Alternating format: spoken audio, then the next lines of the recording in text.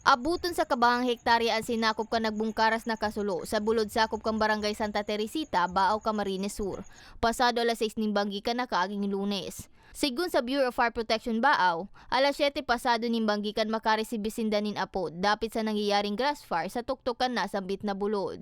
Duang Fartax kang BFP ang nagresponde sa insidente. Alagad huli tapatukad, sinakit na ang otoridad na maabot ang nasulong porsyon. Kaya hinalat na sa nang maghupaan kalayo. Dangang binantayan ang hararaning residensya nga ni Daina madamay. Medyo harayo po itong grass fire na nangyari kasi nasa itaas ang parte kang bukid. So medyo top. So day kakayahon kang samuyang fire truck.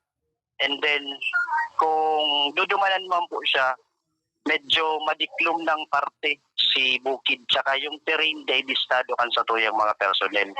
4 na oras nagdurar antes na ideklarang fire out ang kasulo. Day mang pigahali kang BFP ang posibilidad na kaya nagbungkaras ang kasulo huli sa mainit na panahon.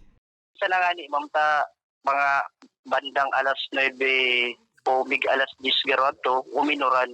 So nakatabang na maray so panahon kasubang yung fire safety na tigi-enforce kang Bureau of Fire Protection na itinutukdo din sa community, tawan na nila ning kahalagahan kasi masakit ang masuluan.